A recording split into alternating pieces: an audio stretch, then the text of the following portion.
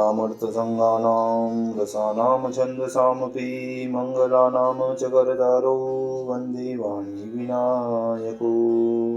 नारायणं नमस्कृत्य नरं चैव नरोत्तमं देवीं सरस्वतीं व्यासं ततो जयमुदीरयेत्। गुरुर्ब्रह्मा गुरुर्विष्णु गुरुर्देवो महेश्वर गुरुर्साक्षात् परब्रह्म तस्मै श्रीगुरुवे नमः।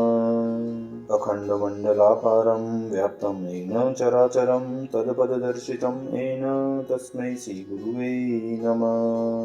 बोलिए सियावर रामचंद्र भगवान की जय, राधा कृष्ण कन्हैया लाल भगवान की जय, उमा महेश्वर भगवान की जय, गायत्री ब्रह्मदेव भगवान की जय, सद्गुरुदेव भगवान की जय, माता पिता गुरुदेव की जय, समस्त देवी देवतागण भगवान की जय, समस्त संतगण भगवान की जय, समस्त भक्तगण भगवान की जय। ओम नमः पार्वती पतये हर हर महादेव।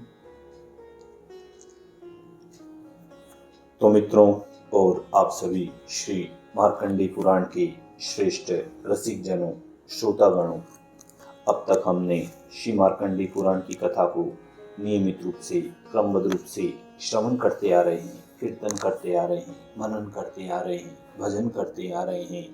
अब हम उसी क्रम में श्री मार्कंडेय पुराण के 43वें अध्याय और देवी महात्म्य के 3रे अध्याय की ओर कथा को अग्रसर करते हैं। आप सभी श्रेष्ठ श्रोतागण रसिक जन भगवान श्री राधा वल्लभ कृष्ण कन्हैया लाल के श्री चरणों में दृढ़ भक्ति रखते हुए कथा का श्रवण करें, कीर्तन करें, मनन करें, भजन करें। बोलिए श्री राधा व कृष्ण कन्हैया लाल भगवान की जय।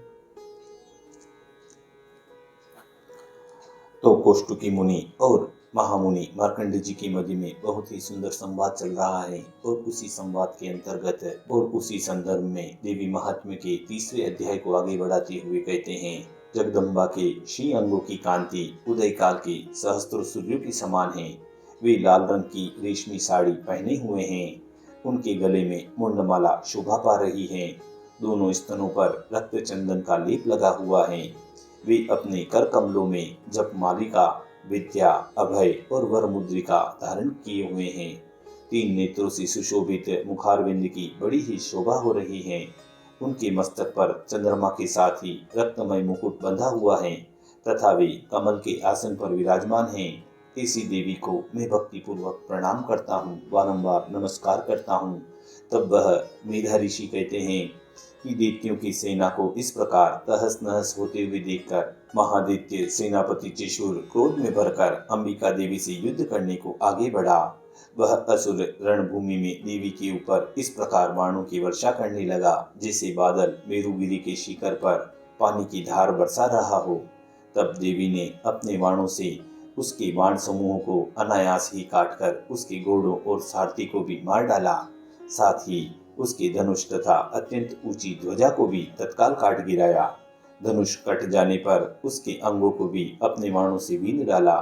धनुष, रथ, घोड़े और सारथी के नष्ट हो जाने पर वह असुर ढाल और तलवार लेकर देवी की ओर दौड़ा। उसने तीखी धार वाली तलवार से सिंह के मस्तक पर चोट करके देवी को भी बाई भुजा में बड़े वेग से प्रहार किया। हे राजन, हे सूरथ, देवी की बाह पर पहुंचते ही वह तलवार टूट गई। फिर तो क्रोध में लाल आंखें करके उस राक्षस ने शूल हाथ में ले लिया और उसे उस महादैत्य ने भगवती भद्रकाली के ऊपर चलाया। वह शूल आकाश से गिरते हुए सूर्यमंडल की भांति अपने तेज से प्रज्वलित होने लगा। उस शूल को अपनी ओर आते हुए देखकर देवी ने शूल का प्रहार किया। उससे उस राक्षस के शूल के सैकड़ों टुकड़े हो गए, साथ ही महादैत्य त्रिशूल की भी धज्जियां उड़ गई। वह प्राणों से हाथ धो बैठा। महिषासुर के सेनापति उस महापराक्रमी त्रिशूल के मारे जाने पर देवताओं को पीड़ा देने वाला चामर हाथी पर चढ़कर आया। उसने भी देवी के ऊपर शक्ति का प्रहार किया, किंतु जगदम्बा ने उसे अपने हुंकार से ही आहत कर दिया एवं निष्प्रभ करके तत्काल ही पृथ्वी पर गिरा दिया। शक्ति को टूट कर गिरी हुई देखकर चामर को बड़ा क्रोध हुआ। अब उसने शूल चलाया, किंतु देवी ने उसे भी अपने बाणों द्वारा काट डाला। इतने में ही देवी का सिंह उछलकर हाथी के मस्तक पर चढ़ गया और उस दैत्य के साथ खूब जोर लगाकर बाहु युद्ध करने लगा। वे दोनों लड़ते लड़ते हाथी से पृथ्वी पर आ गए और अत्यंत क्रोध में भरकर एक दूसरे पर बड़े भयंकर प्रहार करते हुए लड़ने लगे। तदंतर सिंह बड़े वेग से आकाश की ओर उछला और उधर से गिरते समय उसके पंजों की मार से चामर का सिर धड़ से अलग हो गया।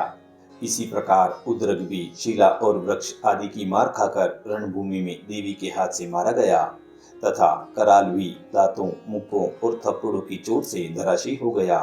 क्रोध में भरी हुई देवी ने गदा की चोट से उद्धत का कचुम्बर निकाल डाला, बिंदीपाल से वाशकल को तथा वाणों से ताम्र और अंधक को मौत के घाट उतार दिया। 3 नेत्रों वाली परमेश्वरी ने त्रिशूल से उग्रस्य, उग्रवीर्य तथा महाहनु नामक दैत्य को मार डाला। तलवार की चोट से बिड़ाल के मस्तक को धड़ से अलग कर दिया। दुर्धर और दुर्मुख इन दोनों को भी अपने वाणों से यमलोक भेज दिया। इस प्रकार अपनी सेना का संगार होते देखकर महिषासुर ने भैंस का रूप धारण करके देवी के गणों को त्रास देना आरंभ किया। किन्हीं को थूथन से मारकर, किन्हीं के ऊपर खूरों का प्रहार करके, किन्हीं को पूंछ से चोट पहुंचाकर, कुछ को सींग से विदीर्ण करके, कुछ गणों को वेग से, किसी को सिंहनाद से, कुछ को चक्कर देकर और कितनों को निश्वास वायु के झोंके से धराशायी कर दिया। इस प्रकार गणों की सेना को गिराकर वह असुर महादेवी के सिंह को मारने के लिए झपटा। इससे जगदम्बा को बड़ा क्रोध हुआ।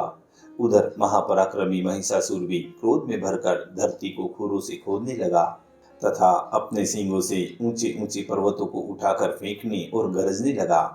उसके वेग से चक्कर देने के कारण पृथ्वी शुद्ध होकर जैसे फटने लगी। उसकी पूंछ से टकराकर समुद्र सब ओर से धरती को डुबाने लगा। हिलते हुए सींगों से आघात से विदीर्ण होकर बादलों के टुकड़े टुकड़े हो गए। उसके श्वास की प्रचंड वायु से और उस वायु के वेग से उड़े हुए सैकड़ों पर्वत आकाश से गिरने लगे। इस प्रकार क्रोध में भरे हुए उस महादैत्य को अपनी ओर आते हुए देखकर चंडिका ने उसका वध करने के लिए महान क्रोध किया। उन्होंने पाश फेंककर उस महान असुर को बांध लिया। उस महासंग्राम में बंध जाने पर उसने भैंसे का रूप त्याग दिया और तत्काल सिंह के रूप में वह प्रकट हो गया। उस अवस्था में जगदम्बा ज्यों ही उसका मस्तक काटने को उद्यत हुई, त्यों ही वह खड्गधारी पुरुष के रूप में दिखाई देने लगा। तब देवी ने तुरंत ही बाणों की वर्षा करके ढाल और तलवार के साथ उस पुरुष को भी बींध डाला। इतने में ही वह महान गजराज के रूप में परिणित हो गया तथा अपनी सूंड से देवी के विशाल सिंह को खींचने और गरजने लगा। खींचते समय देवी ने तलवार से उसकी सूंड काट डाली। तब वह महादैत्य पुनः भैंसे का शरीर धारण कर लेता है और पहले की ही भांति चराचर प्राणियों सहित तीनों लोकों को व्याकुल करने लगा।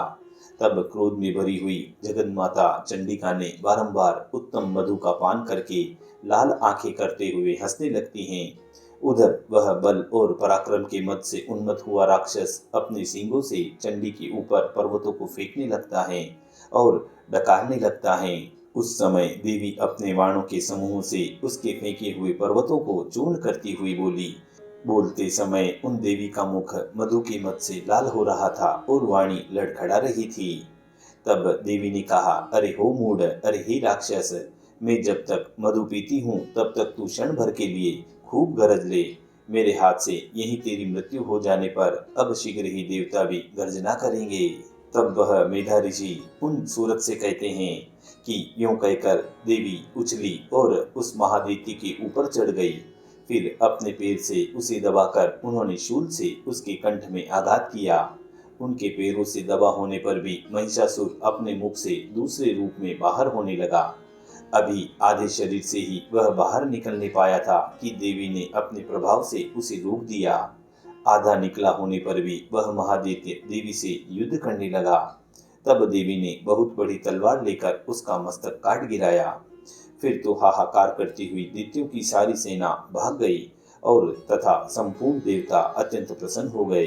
देवताओं ने दिव्य महर्षियों के साथ दुर्गा देवी का स्तवन किया। गंधर्वराज गान करने लगे तथा अप्सराएं नृत्य करने लगी। इस प्रकार उस महादैत्य महिषासुर का भगवती महामाया दुर्गा देवी ने वध कर दिया। और इसी प्रकार महर्षि कौष्टुकी और मार्कंडी जी के बीच में इस देवी महात्म्य का बहुत मधुर संवाद चल रहा है। और उसी संवाद के अंतर्गत श्री मार्कंडे पुराण के 43वें अध्याय और श्री दुर्गा सप्तशती देवी महात्म्य के 3रे अध्याय की यहाँ पूर्णता व समाप्ति होती है। बोलिए श्री कृष्ण कन्हैया लाल भगवान की जय।